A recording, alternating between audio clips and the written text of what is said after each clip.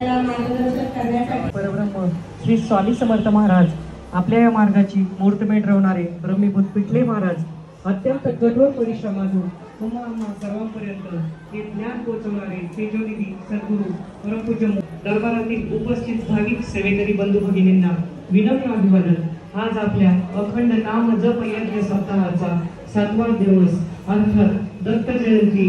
दत्त जयंतीचं आम्हा सेवेकऱ्यांच्या आयुष्यातील आगळं महत्व आहे की श्री स्वामी समर्थ महाराज हे भगवान दत्तात्रयाचे 4थे अवतार आहेत आणि आपण गुरु शिष्य परंपरा जपत आज गुरुचरित्र या वेदतुल्य ग्रंथाच्या पठणचा 7वा दिवस संपन्न केलेला आहे आणि गुरुचरित्राला साक्षात 5वा वेद म्हटलं जातं। जेव्हा मानवी प्रयत्न करतात त्यावेळेस अनुभव आणि अनुभूती येण्यासाठी गुरुचरित्र आपण या ग्रंथाचं प्रासादिक ग्रंथाचं पठण करत असतो। साक्षात श्री गुरुदेव दत्त महाराजांनी आम्हा सेवेकरांच्या आयुष्यातील दुःख नष्ट करण्यासाठी गुरुचरित्र हा प्रासादिक ग्रंथ आपल्यासाठी पुस्तकरूपी प्रसाद म्हणून ठेवलेला आहे। तर या 7 दिवसामध्ये प्रत्येकाला काही ना काही अनुभव आणि अनुभूती आलेली आहे। आपला मार्गच मुळात अनुभव आणि अनुभूतीचा आहे आणि ज्यांना कोणाला वाटतंय की मला या 7 दिवसात काही अनुभूती आली नाही तर भविष्यात नक्की अनुभूती आल्याशिवाय राहत नाही। महाराज कोणाचंच ठेवत नाही। एकदा आरतीला आलं तरी काही ना काही महाराज देतात, कारण महाराज शिस्तीचे जितके पक्के आहे तितकं करा सेवा आणि खा मेवा असं आहे। परंतु आम्हाला मनुष्य स्वभावाने एक धीर नसतो, संयम नसतो, आम्हाला लगेच काही गोष्टी पाहिजे असतात, पण महाराजांचं नियोजन फार वेगळं असतं आणि आपल्या नित्य सेवेमध्ये आपल्या श्री स्वामी समर्थ सेवा मार्गामध्ये नित्य सेवेचं अनन्य साधारण असं महत्व आहे की 11 माळे श्री स्वामी समर्थ जप आणि 3 अध्याय स्वामी चरित्र सारामृत याचं एक आगळं महत्व आहे। आणि दर मार्गदर्शन मध्ये हे आवर्जून मला का सांगावंसं वाटतंय की बरेच सेवेकरी खूप जुने सेवेकरी आम्ही खूप सेवा केली, 10 वर्ष झाले, 15 वर्ष झाले, आम्ही या मार्गात आहे, आम्हाला सगळं कळतंय, आम्हाला खूप अनुभव आले, आम्ही खूप सेवेकरी घडवले, पण नित्य सेवा आपली होती का हा प्रश्न स्वतःला विचारा। माझ्या 11 माळी जप होतोय का श्री स्वामी समर्थ? माझे 3 अध्याय सारामृताचे वाचून होतात का? तर कदाचित 90% नाही हे उत्तर असेल। का असेल तर ज्या वेळेस आपण मार्गामध्ये येतो आपल्या प्रत्येकामध्ये षडरिपू असतात, काम क्रोध लोभ मोह मद मत्सर, आणि त्या षडरिपूंपासून मुक्तता आपल्याला जोपर्यंत मिळत नाही तोपर्यंत ही सेवा करताना अडथळे येतात। बऱ्याच वेळा कुलदेवतेचे दोष असतात, पितृदोष असतात, स्वतःचा मत्सर असतो की सेवा मार्गामध्ये मत्सराला जलसीला थारा नाहीये, एकमेकांचा द्वेष मत्सर यामधून आपली सेवा मायनस वजा होत असते। म्हणून आजपासून श्री स्वामी समर्थ सेवा केंद्रामध्ये नारळ यासाठी ठेवलं पाहिजे की महाराज माझी नित्य सेवा करून घ्या। नित्य सेवा म्हणजे आपलं सुरक्षा कवच असतं, म्हणजे रोज नित्य सेवा गरजेची का आहे? जसं आपण मोबाईलला चार्जिंग करतो तशीच आपल्या सगळ्यांना नित्य सेवेची गरज आहे, कारण आपल्या नित्य सेवा जेव्हा होती त्यावेळेस आपल्या बरोबर घडणाऱ्या एकदम आपण जे म्हणतो की एखाद्या वेळेस एखादा मोठा अपघात होणार असेल तर तो काहीतरी खर्चाटण्यावर येऊन टपकतो, तो आपल्या बरोबर मोठा अपघात घडणार असेल तर ते छोट्या रूपामध्ये होतं। तर अशा प्रकारे नित्य सेवेचं महत्व आहे। उरला प्रश्न नैवेद्य आरतीचा, कित्येक महिला सेवेकरी केंद्रामध्ये येतात, आरती करतात आणि नित्य सेवा ही करतात, परंतु नैवेद्य घेत नाही, परब्रह्माला जेवू घालत नाही। बऱ्याच वेळा नैवेद्याबद्दल गैरसमज असतात की नैवेद्याचं खूप कठीण असतं, नियम अवघड असतात, 2 भाजीच पाहिजे, गोडच पाहिजे, भजेच पाहिजे, भातच पाहिजे। कृपया डोक्यातून हे काढून टाकायचंय की महाराजांना भाजी भाकरी आवडती। महाराज तुमच्या श्रद्धेचे भुकेले आहे आणि सबसे बडा गुरु गुरु से बडा गुरु का ध्यास। तुम्हाला ध्यास किती लागतोय? महाराजांकडे येण्यासाठी ध्यास लागला पाहिजे। आरतीच्या वेळेला मी घरी बसू शकले नाही पाहिजे, मी जर नैवेद्य नाही घेतला तर मला चुकल्यासारखं वाटलं पाहिजे। माझ्या घरी 4 पाहुणे आले तर मी धावून स्वयंपाक करते, कदाचित पाहुणे स्वयंपाकाला नाव ठेवून जातात, आमचे परब्रह्म नाव कधीच ठेवणार नाही। उलट परब्रह्मांनी खाल्लेलं जेवण जेव्हा आपण घरामध्ये नेतो ते सात्विक अन्न आपल्या घरच्यांच्या खाण्यात येतं आणि आपले वास्तुदोष निघतात, आपल्या घरातील दोष निघायला सुरुवात होती। बऱ्याच भगिनी म्हणतात की आम्ही केंद्रात येताना आम्हाला घरून अडथळे येतात, बरंच भांडणं काढली जातात, आमचे मिस्टर ऐकत नाही, आमच्या घरात भांडणं होतात, मुलं हट्टीपणा करतात, त्याला एकच पर्याय सात्विक अन्न खाऊ घाला। नैवेद्य जरी शक्य नसेल एकदा तरी महिन्यातून घ्या, कदाचित नैवेद्याचं तुम्हाला जोपर्यंत महाराजांची इच्छा होत नसेल विनंती करा, नैवेद्याचं जेवण खाऊ घाला घरी आणि स्वयंपाक करताना कृपया श्री स्वामी समर्थ हा जपच मनात चालू असू द्या, म्हणजे ते सात्विक अन्न घडेल। जैसे खावे अन्न वैसे उपजे मन, कारण ज्याप्रमाणे आपण म्हणतो की छत्रपती शिवाजी महाराजांना जिजाऊंनी घडवलं. मग त्या नेमकं काय करत होत्या? त्या इतक्या शिकलेल्या नसताना असा पुत्र घडवला. त्या सात्विक अन्न महाराजांना द्यायच्या. कारण अन्नाचे दोष आपण कालच्या वाचनामध्ये पाहिलं, परवाच्या बऱ्याच जणांच्या आहे, म्हणजे जवळपास 60% हातवरती आलेले आहे. तुमच्या सगळ्यांसाठी टाळ्या झाल्या पाहिजे. कारण बऱ्याच जणांना हेच माहिती नाहीये की आपल्या स्मार्ट सेवा, आपण म्हणतो ई सेवा, म्हणजे पेपरलेस वर्कची आता पद्धत आली आहे की पेपरलेस वर्क किंवा AI आर्टिफिशियल इंटेलिजन्स असं सॉफ्टवेअर आलेलं आहे. जिथं माणसांचं काम कमी होणार आहे यायचं, तिथं पेपरलेस वर्क होणार आहे. आपली पेपरलेस सेवा आहे. चालता बोलता प्रवासात कुठेही करू शकता. इंस्टाला ज्यावेळेस मी व्हिडिओ टाकते मला प्रश्न येतात, काही आम्हाला इथे सेवा करायची कशी करू? आम्ही ऑफिसमध्ये वाचू शकतो का? बसमध्ये वाचू शकतो का? आम्ही वर्किंग लेडी आहोत, आम्ही कशी सेवा करायची? अगदी सोपं. ऍप उघडलं, आपण मंत्र जपून गेलो, आपण श्री स्वामी समर्थ जेव्हा करतोय, आपले काउंट येतात, आपली झालेली सेवा जतन करायला येते, आपल्याला कळते आपली किती जप झालाय. पण होतंय असं की जर किती जप झाला, किती लक्ष जप झाला, यापेक्षा जपात किती लक्ष होतं हे महत्वाचं आहे. बऱ्याच वेळा जप चालू असतो, मुलांना सांगतो आपण दूधवरती आलं गॅस बंद कर, भाजीवाला आलाय का, खाली कोण आलंय, बेल वाजली का, तर कृपया असं करू नका. एक 10-20 मिनिट जर आपण लवकर उठलो आपल्या रोजच्या दैनंदिन सवयीपेक्षा आणि जर अनुभव गेला तर आपले काम मार्गी लागायला सुरुवात होती. माझ्या आडाने अशिक्षित भगिनीच्या असेल त्या महाराजांच्या परंपरेने शिक्षका होतात. आम्ही खूप पुस्तकं वाचतो, खूप कर्मकांड करतोय, आम्ही दुर्गा सप्तशती वाचतोय, सारामृताचे पारायण करतोय, गुरुचरित्र करतोय. पण आमच्या एखाद्या आलेल्या साध्या सिंपल मावशी हात गोळ येऊन जातात, काय येऊन जातात? त्या मनातल्या मनात जप करत असतात. नामस्मरण हा भक्ती मार्गाचा पाया आहे आणि श्री स्वामी समर्थ या षडाक्षरी जपामध्ये खूप मोठी ताकद आहे आणि कोणाच्याही श्रद्धेला आपण चॅलेंज करू शकत नाही. बऱ्याच वेळा आपण मार्गात येतो, मला खूप काही समजतं आणि काल आलेल्या सेवेकऱ्यांना आपण उद्धटपणे बोलतो, मार्ग कठीण करून सांगतो, अवघड करून सांगतो, ओरडून सांगतो. आपली सेवा तिथे मायनस होत असते. आपला मार्ग सोपा करून सांगा. परंतु गुरु आम्ही सांगतात महिन्याकाठी 2 तरी पिणारे आहे, मग आम्हाला नॉनव्हेज सोडणं होणार नाही, आम्हाला आरतीत वेळेत येणं होणार नाही. ते केंद्राचे नियम खूपच कडक आहे बाई. आमची तर साधी गोळी सेवा आहे, आमच्या मनात पाप नाही, आमचं मन खूप साफ आहे, म्हणून आम्हाला गरज पण नाही केंद्रात जायची. हे कॉमन उत्तर आहे, लक्षात घ्या. या कॉमन उत्तराला माझ्याकडे काय उत्तर पाहिजे? ताई सगळं खरंय. कारण आपण जेव्हा केंद्रात आपल्या आजूबाजूचे आपल्याजवळ जेव्हा निगेटिव्हिटी सांगत असतात, दुःख आपल्याजवळ बोलत असतात विश्वासाने, माझ्या घरामध्ये सूर्याचं माझं पटत नाही बाई, माझ्या घरामध्ये असं होतंय, मुलीचं लग्न जमत नाही, मिस्टरांचं प्रमोशन होत नाही, मुलाला पाहिजे तसा जॉब मिळत नाही, तर काय करू बाई? तू एकदाच आमच्या केंद्रामध्ये आरतीला येऊन बघा, काय तुम्हाला वाटतंय? फक्त आरतीला आला. एक मार्केटिंग फंडाचे वेगवेगळे वापरले जातात. आपला फंडा काय पाहिजे की ताई तुम्ही फक्त एकदा आम्ही सांगतो म्हणून आरतीला चला. आरतीला आल्यानंतर जेव्हा पाय धुणार तेव्हा महाराज ठरवणार मडकं कच्चं आहे का पक्क. मग आपण स्वामी व्हायचंय का?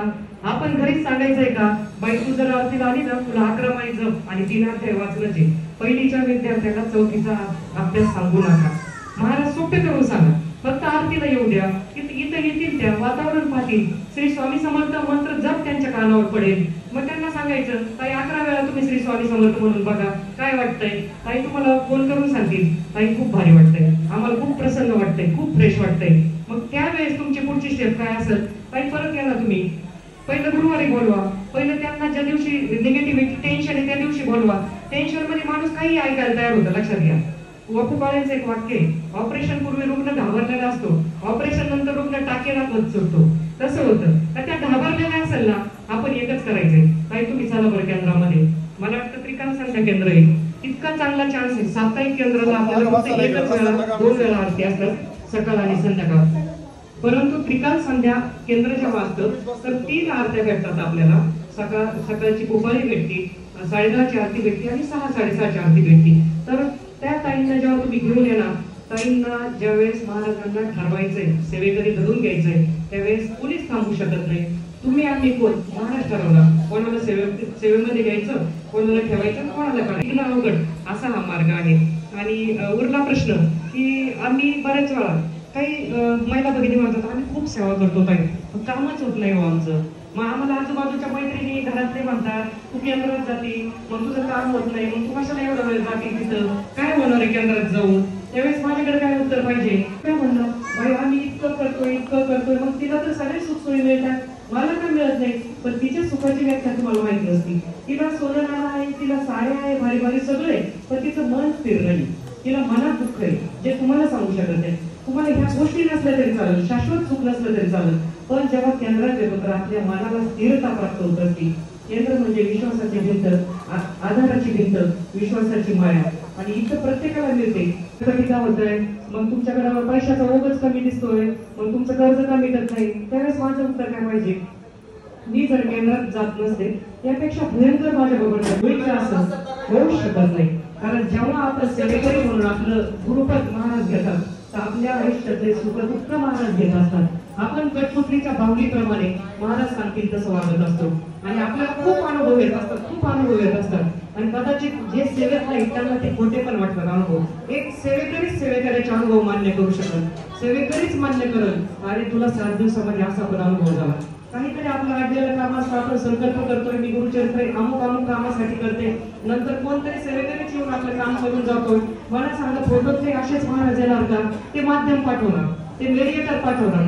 आज जर तुमच्यापैकी कोणीतरी कट्टर सेवेकरी बसलेले घडवायचे, महाराजांनी आम्हाला माध्यम पाठवले, आम्ही पोस्टमध्ये, आम्हाला फक्त महाराजांचं पत्र पोच करायचं, आम्हाला महाराज व्हायचं नाही की आम्ही खूप ग्रेट आहे असं जेव्हा आपण म्हणतो त्यावेळेस महाराजांची काठी बसते, जमिनीवर अंतरते, आणि ती काठी दिसते सेवेकरी महाराजांचे. जितका त्रास होतो तुम्हाला तितकं तुमचं चांगलं होणार. कारण हा आमचाही अनुभव आहे की आम्ही चाराने मागत असतो, आणि महाराजांना रुपयात थोडा संयम करून द्यायचा असतो, आणि त्यांचं नियोजन फार वेगळं असतं. शेतकऱ्याला वाटतं पाऊस पडावा, वखारीवाल्याला वाटतं पाऊस पडू नये, लाकडं भिजू नये, महाराजांना वखारीवालाही महत्वाचा असतो. ठिकाणची सोयरी आलेली आहे, खूप मोठं पॅकेज आहे मुलाचं, तिथंच जमू द्या. किंवा मला असं वाटतंय, मला जरासाठी मी अमुक ठिकाणी प्लॉट पाहिलाय, महाराज तोच होऊ द्या. जेव्हा तुम्ही लावणार त्यावेळेस तुमची तिथं आपण म्हणतो की मनुष्य बुद्धीनुसार आपण तिथं कसं बोलत असतो हक्काने, कृपया तसं न बोलता जर आपण असं बोललो की महाराज हे नारळ खडी साखर मी अमुक कामासाठी ठेवत आहे, हे काम तुमच्या पद्धतीने मार्गी लावा, तुम्हाला जे योग्य वाटेल ते करा, त्यावेळेस ते काम असं मार्गी लागतंय की आपल्याला भविष्यात कळतंय की असं का झालं. बऱ्याच वेळा आपल्या मनाविरुद्ध निर्णय होतात, आपल्याला वाटतं मी नारळ खडी साखर ठेवलं, असं का घडलं.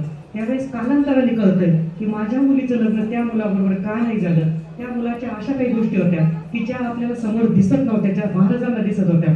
भविष्यात माझ्या मुलीला तिथे त्रास होणार होता, म्हणून महाराजांनी ते स्थळ, आज मला जे श्रीमंत वाटतंय ते स्थळ चुकून एका गरीबाच्या घरात माझी मुलगी दिली. भविष्यात ती तिच्या दमावर श्रीमंत होणार होती, तिच्या दमावर ती काहीतरी कर्तृत्व करणार होती, तिला तिथं सुख मिळणार होतं, म्हणून महाराजांनी ते घडवलं. हे कळायला आपल्या बुद्धीला बराच वेळ लागत असतो. तर कृपया आजपासून समर्पण जेव्हा तुम्ही करणार मार्गामध्ये, की महाराज तुम्ही करणार तेच खरं, किंवा महाराज तुमच्या पद्धतीने होत्या, त्यावेळेस बघा काय चमत्कार व्हायला सुरुवात होते. आणि त्यावेळेस तुम्हाला प्रश्न उत्तराच्या रांगेमध्ये कधीच बसायची वेळ येणार नाही. माझे प्रश्न किती अवघड असू द्या, महाराज बसलेले प्रश्न सोडवायला, लक्षात घ्या. त्यामुळं सांगितलेल्या गोष्टी जर आपण काही आम्ही व्हिडिओ पाहिले नेते सेवेचे, आम्हाला पण नेते सेवा करायची, पण आता काय करू, घरात काय करते, अगं बाई तुझं स्वतःच कंट्रोल पाहिजे ना, तू असं कधी महाराजांना म्हणली का नॉनव्हेज खाल्लं तर मी वरून काढणारे.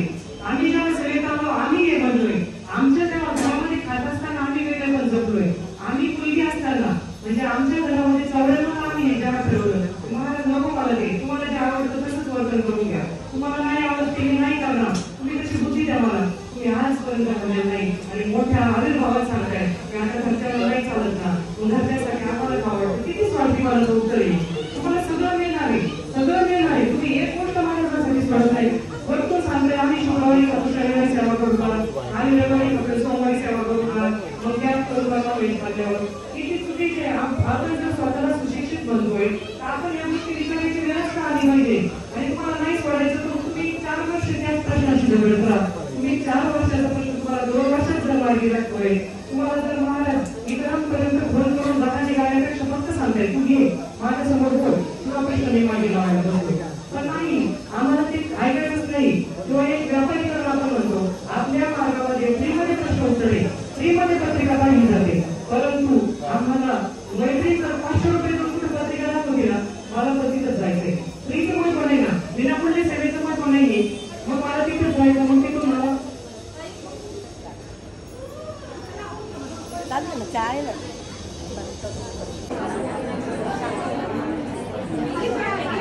कृपया शांतता राखायची.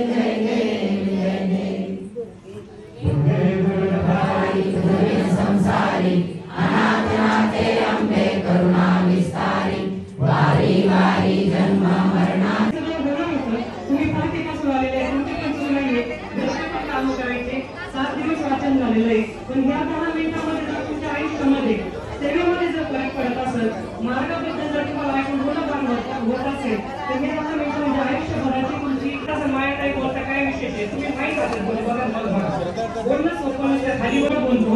आमच्यासाठी खूप जण उभे केलेले आहे गुरुभाऊनी, त्यामुळे माया काही असं वाटतं की ही सगळ्यांपर्यंत पोहोचावं म्हणून इथपर्यंत खास वाटत असते. पुढच्या 10 मिनिटांमध्ये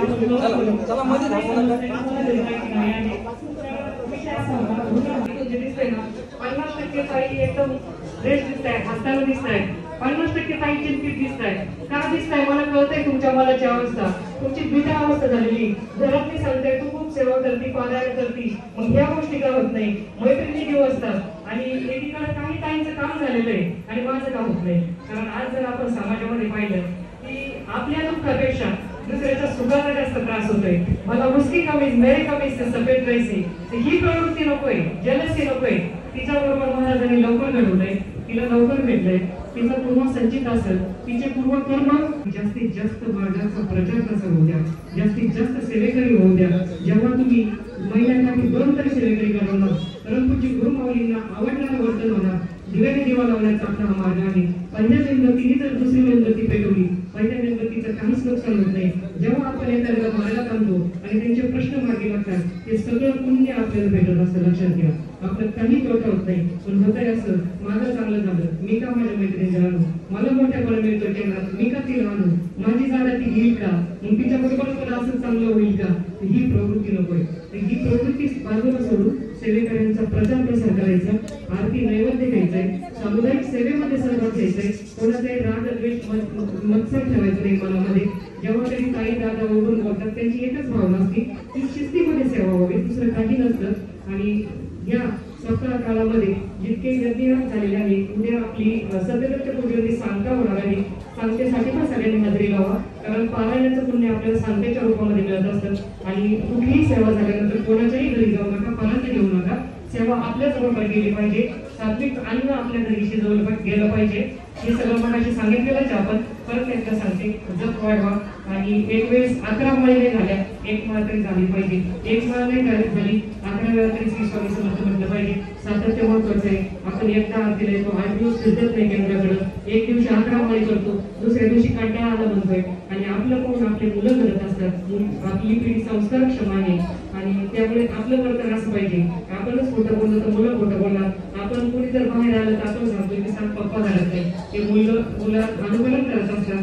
आजपासून सेवेकऱ्याची आचारसंहिता वाचा. नित्य सेवेमध्ये आचारसंहिता जशा आहे तसं वागण्याचा प्रयत्न करा. महाराज कुठलीच गोष्ट कमी पडणार नाही, सगळ्या गोष्टी मनाप्रमाणे होतील. संयम धरा, करा सेवा, खा मेवा, झालेली सेवा परब्रह्म श्री स्वामी समर्थ महाराज आणि परमपूज्य गुरु माऊली यांच्या चरणी अर्पण करूया. श्री स्वामी समर्थ.